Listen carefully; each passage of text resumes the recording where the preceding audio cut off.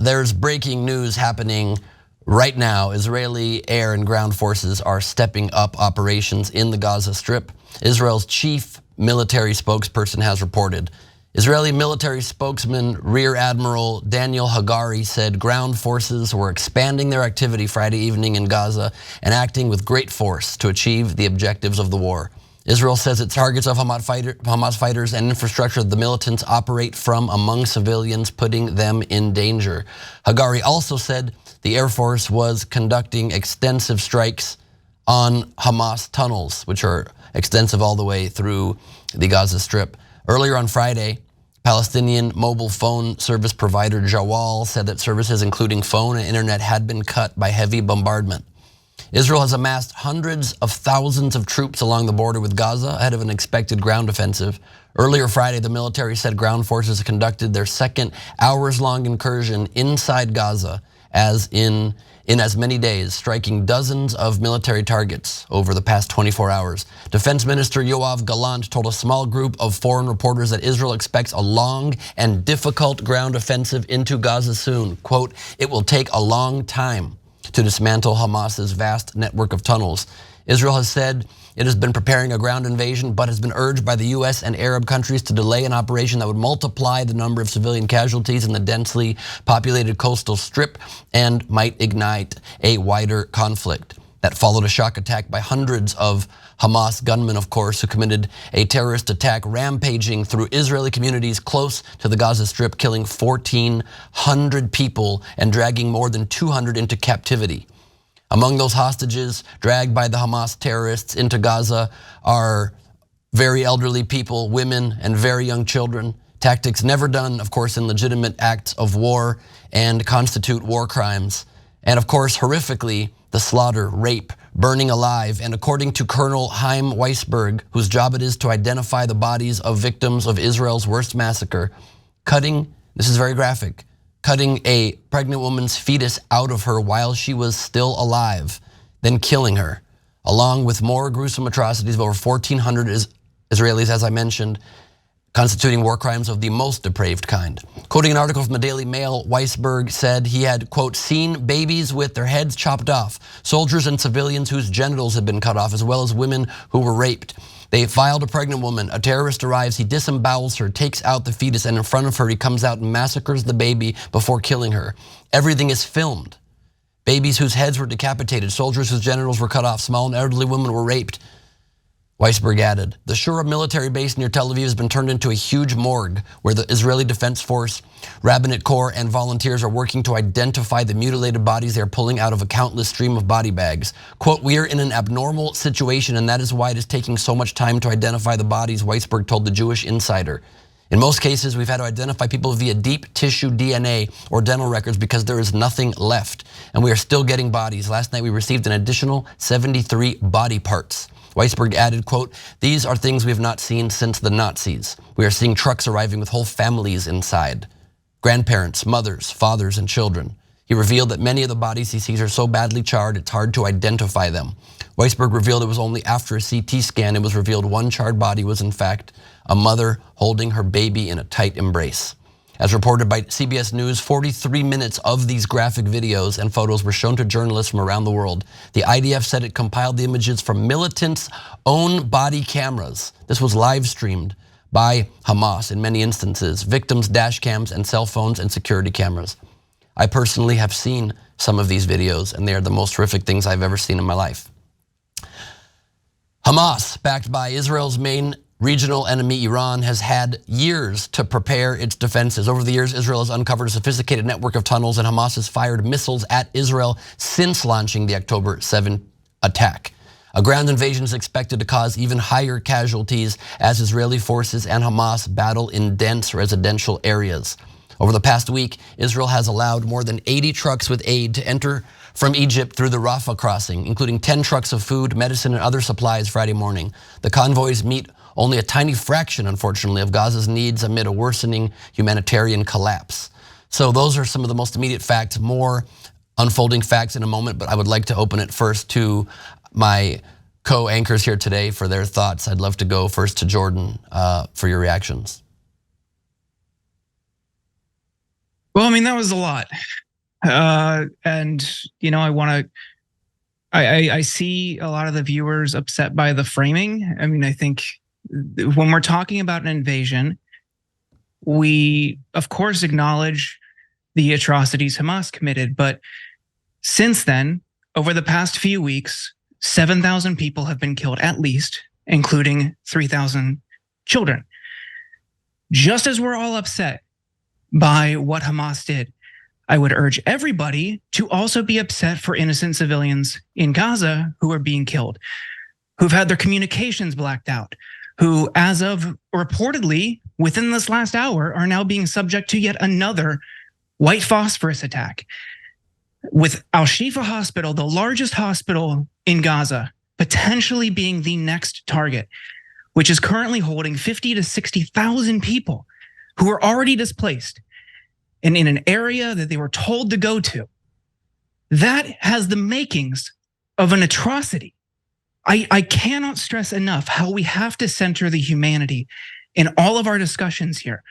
And while I'm upset and I'm frustrated, and I see why everybody, you know, defends and tries to justify their worldview. I mean, this is just heinous across the board. I cannot stress enough how we have to center the humanity in all of this. 100%, and thank you for bringing that perspective as well. Obviously, the numbers of innocent civilians in Gaza, the Palestinians who have been killed, is an atrocious number. It's a terrible number, and such, unfortunately, is the cost of war so often, far too often in this world. 100%. I would like to just point out that reports of white phosphorus are unconfirmed. That is speculation as far as white phosphorus being used. And I just want to also just bring up for discussion before we go to you, Mondale, that I'm also a bit cautious of framing when we're talking about what targets might be next. There are so many current atrocities that have happened and are currently going on that I don't think the focus necessarily should also be on what may or may not be happening in the future. Israel was already blamed for a hospital attack that it did not do last week. And so I think we need to be careful to not frame it on things that might happen when there's enough to go around. Mondale? Yeah, I would just say, Ben and Jordan, I say it's important that we do frame it about what we do know. And we do know of the people murdered and killed in Gaza, 60% were not Hamas. And we gotta acknowledge that the war is between Hamas and Israel, not Palestinians. And I think the world is doing a horrible job of explaining to people that Hamas is not all of the people in Gaza. I would say they are a small fraction of folk that probably don't even agree with some of the tactics, or most of the tactics of Hamas. And we should go further and say that while it is extremely horrible what's happened to the Israeli folk that were kidnapped and murdered for nothing, it is also important to say the same is true about across that block area and that strip of land. So when we hear about these ideas, and while we don't know if that attack on the hospital was not Israel or not, we don't know what's going to happen now because there's no communication. All the communication in that country to let people know, or let people know where bombs are landing, it's gone. Ambulance are now playing it by ear to figure out where a bomb happened to find victims. And I think we should take a pause as people and think about how dense this area is. We're talking about a space the size of Detroit, housing some now over almost 2 million people that are displaced. And we're about to send hundreds of thousands of soldiers in there to continue murdering folk. And I think we have to acknowledge, I continue to say this, we have to acknowledge that we cannot only, the media in this country is only talking about the horrors on one side, and it's not talking about the humanity on the other side. We see a place that hospitals, even if our hospital is not going to be bombed, it's going to close because of the lack of fuel, which was a certain death ticket for so many people, those who are in ICU, those who need so much protection and also care. It's not going to happen without fuel. And the thought that Hamas might get this fuel is something that Israel is using to not send any fuel, which means we are signing so many people's death ticket certificate without thinking about the humanity on that side of that blocked wall. And I as a person of color in America who sometimes feel like I live in occupied space would be remiss if I did not say that we have some people who are not leftists in this country now saying that there's no aim or end to what Israel is doing. These are people that were in the Obama administration, and we all know that administration was milquetoast, now saying that this is not the way forward. We do not need a ground war in Palestine, in Gaza right now, as we try to understand what's happening to this civilian population that has been bombed constantly. I mean, we dropped more bombs. We didn't. There's been more bombs dropped in Gaza over the past 2 weeks than we did in Afghanistan in an entire year. And keep in mind, the space of Afghanistan is way larger than what Gaza represents. And there were far citizens. I mean, the population, the density was so much less. And I think if we're not talking about people and naming it by names, i.e. Palestinians, and not saying Hamas, we're forgetting people's lives. And that to me is a cruel mistake on our part. Yeah, you make some interesting points there. I guess what I'm curious to hear your guys' thoughts on in reply is that what is Israel supposed to do? Because I disagree and I take issue with you saying that the media is not reporting the horrible numbers of casualties of innocents in Gaza. I think that's the majority of what I've been seeing covered. And on social media, I'm seeing a wave of anti-Semitism spring up because of the actions of the Israeli government, a government that I do not typically agree with and that definitely, I think, overreact oftentimes to terrorist attacks coming their way, but they are also terrorist attacks, and I see that being forgotten, and instead people blaming an entire people. And also, while you said we don't need a war in Gaza right now, Mondale, of course, we don't need a war. Nobody needs a war except perhaps the Israeli population that just suffered 15 9/11, something per capita the size of 15 9/11s all in one day, if you take into account population size. And what are they supposed to do? How are they supposed to defend themselves when the world community, only when it comes to Israel, says, wait a minute, stop. You don't have the right to defend yourself like every other nation does. We're all three of us in America that responded to 9/11 by killing hundreds of thousands of innocent Iraqis, which wasn't even the country that attacked us. Not to excuse that, that was horrible, that was horrendous, that was inexcusable. But we, as Americans, didn't say, wait a minute, stop. We don't have the right to go after the people who did go after them. Because in all fairness, yes, it is horrible that reported numbers are 60% of the people killed are innocent civilians in Gaza, but that is what happens in war, especially when the terrorist organization that runs that land, that is the official government of the Gaza Strip and of all Palestinians there, put their munitions, put their weapons, put their bases next to hospitals. This is not theory, this is not rumor. Anderson Cooper just reported on that live on CNN earlier when he himself was in Gaza years ago during another war there after Israel was attacked again, and saw missiles being launched from directly across the street from an apartment complex, and they move them around so they don't know exactly where they are. How is the country of Israel supposed to protect itself from annihilation? Where's the balance in that side of it? Because every time that I see Jewish people calling for the eradication of the terrorists who killed them, they always are careful to couch it with, and let's be sure we protect innocent life wherever possible. And we feel so horrible for the loss of innocent life. Whereas on the other side, too often, I'm not hearing that at all. I'm instead too often hearing death to the Jews. Or there was a protest in the West Bank just yesterday where they were chanting, if you have a rifle, kill a Jew or give it to Hamas. And people en masse chanting that. Or even the more moderate Palestinian Authority that pays payments to terrorists for killing Israelis. And so how do you square that circle? Yeah, I think for me, I would say I'll start I'll start this where I ended, in that we need to recognize humanity everywhere, and the answers to terrorist attacks is not something that mimics that we should absolutely spit down any anti-Semitism that happens, not just in times of conflict, but ever. I am a Black man in America that is absolutely in support of that. But I would say to acknowledge, though, that Israel's military is being ran by someone convicted of crimes, hate against Palestinians, and not to acknowledge what that means is kind of one-sided. And I think, Ben, just a little bit, I need to push back. There is definitely some serious anti-Semitism in this country that needs to be addressed wholeheartedly.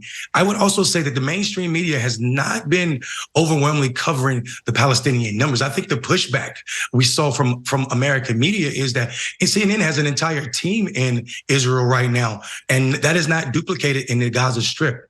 And I think we have to all take a step back and say what is right. Israel absolutely has a right to defend herself from all attacks, foreign and domestic, 100%. I mean, we're in line with that. But to say that we didn't say America was wrong about 9/11 is to make all of us Bush supporters. When there was a whole left wing pushing against this war, against Colin Powell and the lies he told to put us there. We know the horrors of fighting the war against people that are not involved in what governments got going on. And I think that is where this is where it lands with me. We need to think about what is the most humane way to protect Israel and also Palestinian citizens that are not Gaza. I mean, that are not Hamas.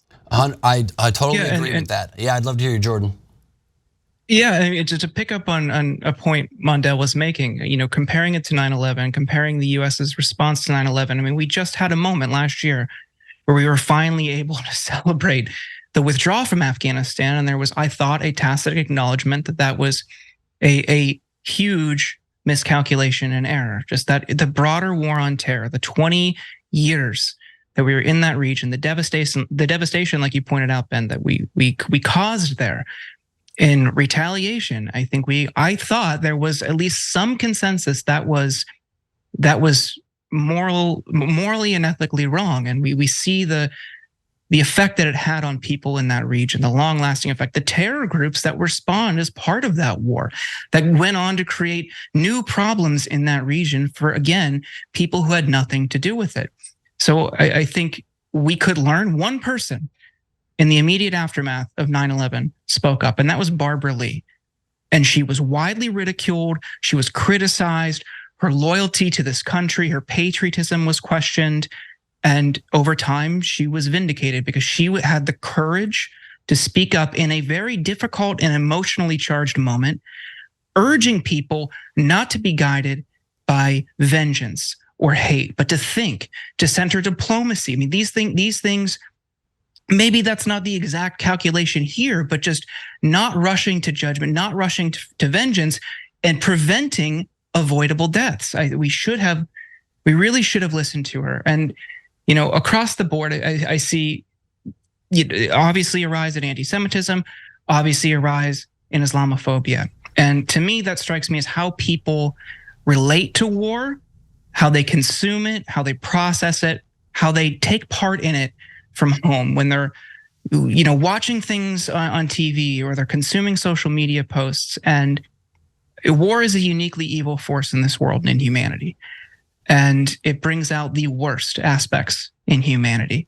And like you say, the atrocities that Hamas committed, the alleged war crimes that Israel's now committed, all of these things together, I think, represents just the absolute worst parts of humanity. And then if you are consuming this at home and you are looking at it, unfortunately, what many people do in some sort of spectator sport type of way, where they identify with one side only, you see, and not just in this conflict, especially in the war on terror, though, you see a reduction in the humanity of the people who you see as on the other side. Their lives are not as significant.